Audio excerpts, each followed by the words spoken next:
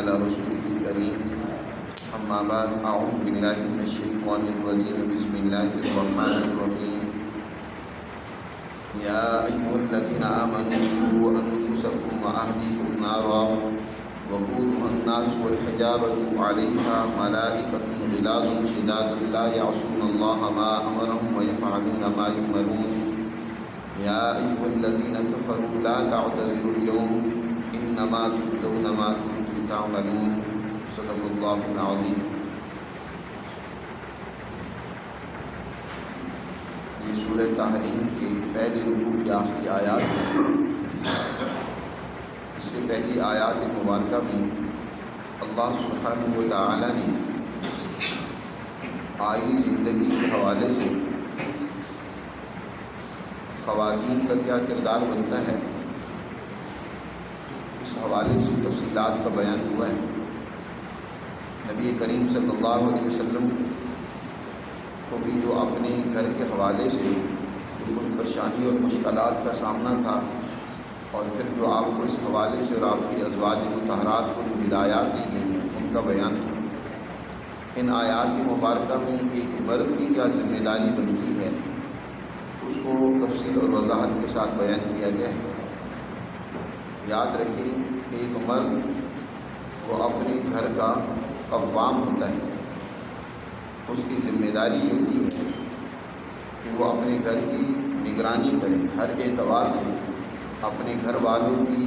تعلیم و تربیت کا انتظام کرنا اور ان کے اخلاقی مورال کو بلند کرنا، ان کے اندر کمزور رویے حد الوسع پیدا نہ ہونے دینا،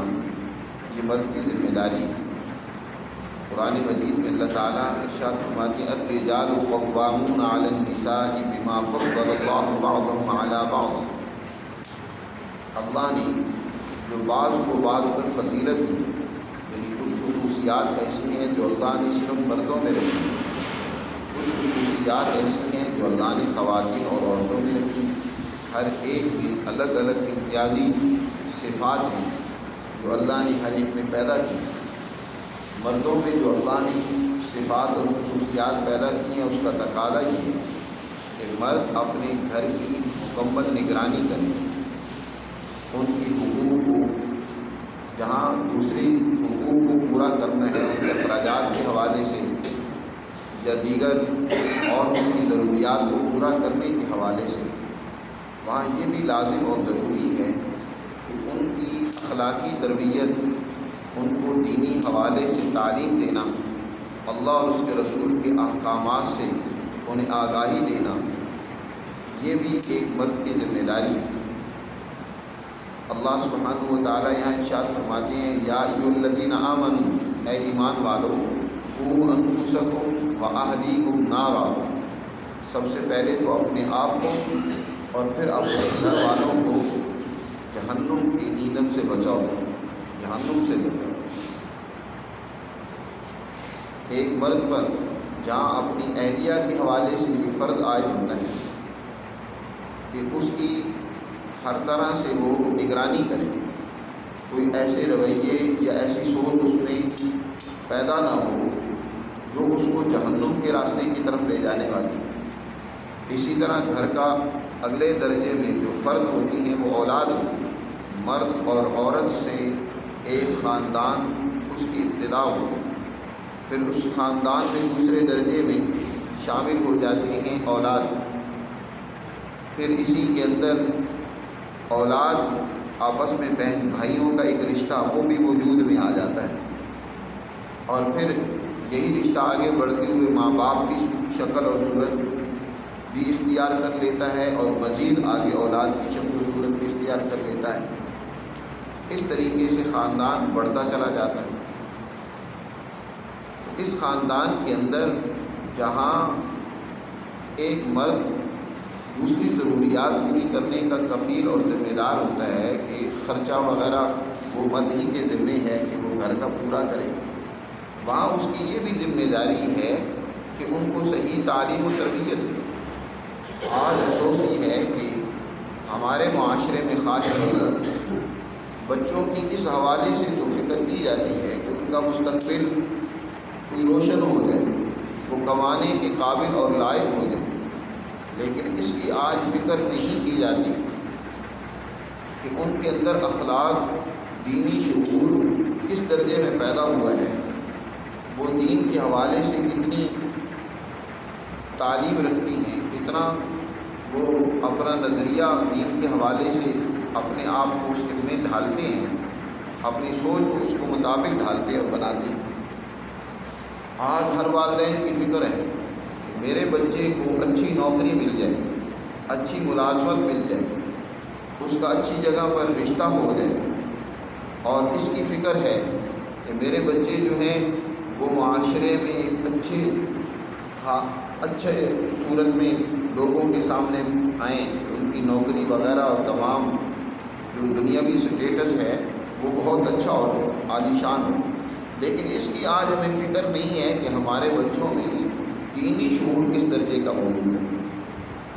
دینی حوالے سے وہ کتنی آگاہی رکھتے ہیں، قرآن کے ساتھ ان کی کتنی مناسبت ہے، کتنا لگاؤ اور تعلق ہے، نماز پڑھتے ہیں یا نہیں پڑھتے۔ ایک سرسری سا فریضہ زیادہ سے زیادہ نیک والدین یہ ادا کرتے ہیں کہ نماز کے اوقات اٹھا دیا یا ایک آواز دے دی، اتنا کافی نہیں ہے۔ ان بچوں کا مزاج دینی بنانا، ان کی تربیت دینی کرنا،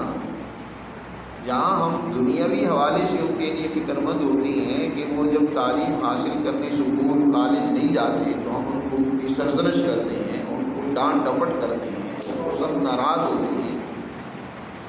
یہاں دین کے حوالے سے بھی جب وہ اس میں سستی اور کوتاہی کا ارتکاب کرتے ہیں تو ہم ایسا کیوں نہیں ایکشن لیتے؟ اللہ تعالیٰ ارشاد فرماتے ہیں، ایمان والو سب سے پہلے تو اپنے آپ کو جہنم سے بچاؤ، قوا انفسکم، اپنی فکر میں لگے رہو۔ یہ نہیں ہے دوسروں کو تو نصیحت کرتے رہیں اور اپنے آپ کو بھول جائیں۔ قرآن مقدس کا اصول اور ضابطہ یہی ہے کہ سب سے پہلے اپنی ذات، پھر اس کے بعد درجہ و درجہ یعنی جیسے گھر والے ہیں ان کو تعلیم و تربیت کی طرف ان کی متوجہ ہوں، ان کی رہنمائی کریں، پھر اسی طرح آگے خاندان اور قبیلہ، پھر یہاں تک کہ اپنا ملک سب سے پہلے ہے۔ نبی کریم صلی اللہ علیہ وسلم پر بھی جب وحی نازل ہوئی تو سب سے پہلے اللہ نے آپ صلی اللہ علیہ وسلم کو حکم یہی دیا کہ وَأَنذِرْ عَشِيرَتَكَ الْأَقْرَبِينَ، کہ آپ اپنے قبیلہ اور خاندان کے سب سے قریبی لوگوں کو سمجھائیں اور ڈرائیں۔ آپ صلی اللہ علیہ وسلم نے جب یہ اللہ کا حکم ملا تو آپ نے بنو ہاشم کو، جو آپ کا قریبی خاندان تھا، ان سب کو جمع کیا، ان کی دعوت کی، اور پھر ان کے سامنے اللہ کا پیغام رکھا۔ ان میں ابو لہب بھی تھا جو حضور کے سگا چچا تھا، اس نے حضور کی بات سن کر، یہ کیونکہ خاندان میں بڑا تھا، حضور سے لوگوں کو بے دل کرنے کے لیے حضور کی بات کی طرف کوئی متوجہ نہ ہو، اس نے وہاں بھی کہا محمد آپ نے ہمیں اس لیے جمع کیا تھا۔ پھر دوبارہ آپ صلی اللہ علیہ وسلم نے اوپر والا خاندان یعنی بنو عبد مناف جو ہے ان سب کے لوگوں کو جمع کیا اور خواتین کو بھی جمع کیا،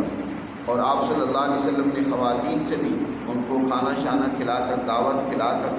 بعد میں فرمایا، اے میری بیٹی فاطمہ، یہ مت سمجھنا کہ میں محمد کی بیٹی ہوں، کل قیامت کے دن میں تمہیں جو ہے اللہ کے عذاب سے بچا دوں گا، کل قیامت کے دن تمہارے اپنے اعمال ہی تمہیں جہنم سے بچائیں گے۔ اور فرمایا، صفیہ امت محمد رسول اللہ، محمد صلی اللہ علیہ وسلم کی پھوپھی جان، یہ مت سمجھنا کہ میں محمد کی پھوپھی ہوں، وہاں کل قیامت کے دن آپ کے اعمال ہی دیکھے جائیں گے۔ تو آپ صلی اللہ علیہ وسلم نے اپنے قریبی رشتہ داروں کو مختلف انداز سے، مختلف دعوتیں کر کے، مختلف طریقے سے ان کو سمجھایا۔ پھر اسی طرح آپ نے دعوت عرب والوں کو دی، حجاز والوں کو دی، اپنے قریشی قبیلے والوں کو دی۔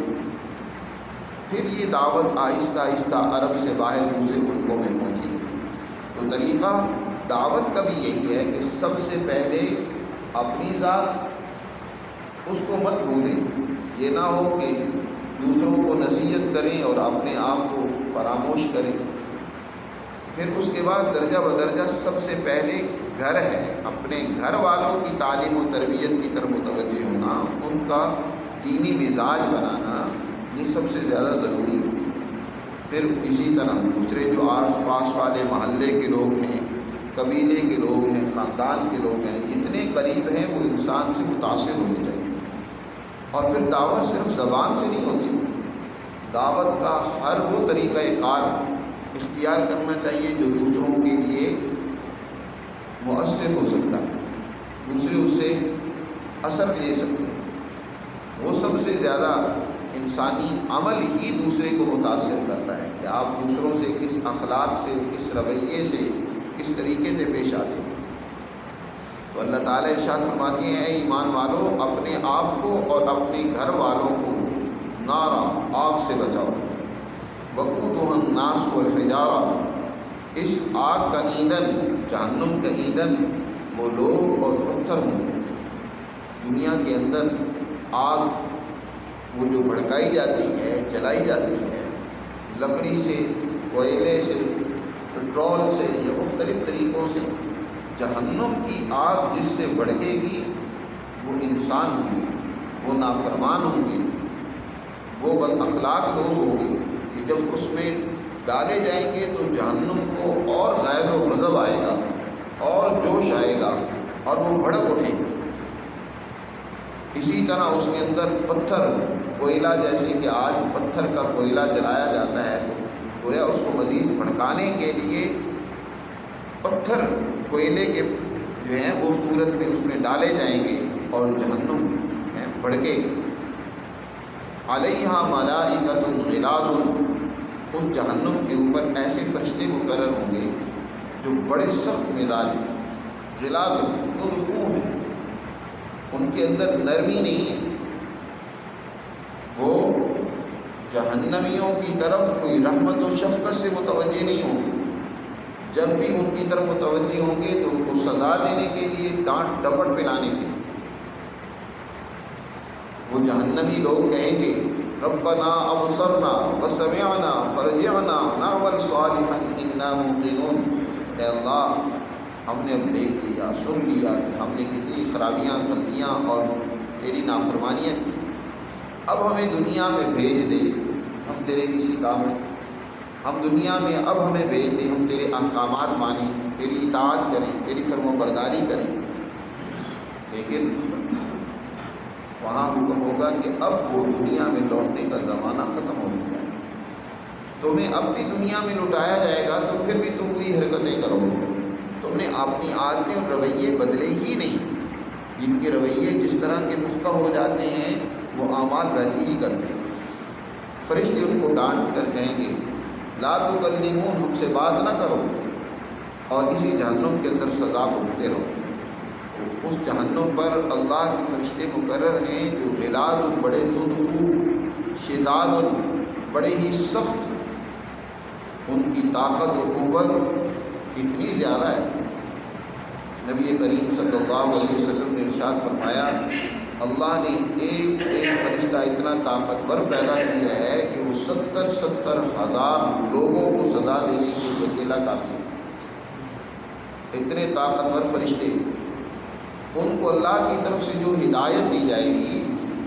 اسی پر وہ عمل کریں گے۔ لا یعصون اللہ ما امرهم ویفعلون ما یؤمرون، وہ اللہ کی نافرمانی نہیں کرتے، جس کا اللہ نے انہیں حکم دیا وہ وہی کرتے ہیں، جو اللہ کی طرف سے ہدایت دی جاتی ہے اسی پر عمل کرتے ہیں۔ اور اللہ کی طرف سے ایسے لوگوں کے لیے جو جہنم کی آگ بھڑکائی گئی ہے اسی میں سزا دینے کے لیے ان کو رکھا جائے گا۔ ایمان والوں کے مقابلے میں جو کافر ہیں، کل قیامت کے دن وہ بڑی عذر معذرت کریں گے، کل بڑا پچھتائیں گے، اس وقت کہیں گے کہ اللہ اب ہمیں دنیا میں بھیج دے، اب ہم دنیا میں جائیں گے تو ہم بڑے ہی فرمانبردار اور نیک اور بیوے بن کر زندگی گزاریں گے۔ اگر کرتن فنتبرأ منہم کما تبرؤوا منا، اے اللہ اب ہم دنیا میں گئے تو جنہوں نے ہمیں گمراہ کیا، وہ لیڈر اور سردار جن کے پیچھے چل کر ہم تیری نافرمانیوں میں لگے رہے، ہم ان سے مکمل برات کا اعلان کریں گے۔ اللہ ارشاد فرمائیں گے، یا ایھا الذین کفروا لا تعتذروا اليوم، اے کافرو آج کوئی تمہاری معذرت نہیں چلے گی، آج ہمارے سامنے کوئی اپنا عذر پیش نہ کرو۔ انما تجزون ما کنتم تعملون، دنیا میں جو تم عمل کرتے تھے آج اس کی سزا تمہیں ملے گی۔ تجزون ما کنتم تعملون، انسان کا عمل ہی، یاد رکھو یہ جو آج بدعملی کی صورت پیدا ہو چکی ہے مسلمان کے اندر، اور وہ اس کو فراموش کر چکا ہے اور تخیلاتی توہماتی زندگی میں مبتلا ہو گیا ہے، بعض اس بنیاد پر کہ ہم امت رسول صلی اللہ علیہ وسلم ہیں یا ہم حضور صلی اللہ علیہ وسلم کا کلمہ پڑھنے والے ہیں۔ یاد رکھیں حضور صلی اللہ علیہ وسلم کی شفاعت بھی انہی لوگوں کے حق میں ہوگی جو عمل کرتے ہیں لیکن کہیں کسی جگہ پر عمل میں سستی کوتاہی تھوڑی بہت ہوگی، لیکن جو وہی بدعملی میں مبتلا جو کام کرتا ہی کوئی نہیں ہے، سرکار دو عالم صلی اللہ علیہ وسلم بھی اس کی کوئی سفارش نہیں کرتی۔ جیسا انسان عمل کرے گا ویسے ہی بدلہ ملے گا۔ گندم سے گندم، جو سے جو، از مقافات عمل غافل مشو۔ تم دیکھتے نہیں ہیں دنیا میں اللہ کا قانون کیسا ہے کہ جیسا عمل کرتے ہیں ویسا ہی نتیجہ سامنے آتا ہے۔ گندم کاشت کرتے ہیں تو گندم ہی کاٹنے کو ملتی ہے، جو کاشت کرتے ہیں تو جو ہی اگتی ہے۔ کبھی ایسا ہوا کہ کاشت کو کوئی اور بیچ دیا تھا، اگنے کو کچھ اور آ گیا۔ اللہ تعالیٰ ارشاد فرماتے ہیں انما تجزون ما کنتم تعملون، بے شک تمہیں بدلہ دیا جائے گا اسی کا جو تم نے عمل کیا ہوگا۔ تو اس طریقے سے اللہ تعالیٰ نے گزشتہ آیات میں خاندانی اور آئلی زندگی کے حوالے سے احکامات بیان کرنے کے بعد یہ حکم دیا کہ ایمان والو تمہارے اوپر لازم ہے کہ اپنے گھر والوں کی تعلیم و تربیت کے حوالے سے غفلت اور سستی اور کوتاہی میں مبتلا نہ ہونا، خود بھی اپنی بھی خود کی بھی فکر کرو، اور اسی طرح گھر والوں اور خاندان والوں کی بھی تعلیم و تربیت پر توجہ دیتے رہو تاکہ جہنم کی آگ سے خود بھی بچو اور ان کو بھی بچا سکو۔ اللہ ہمیں سمجھنے سے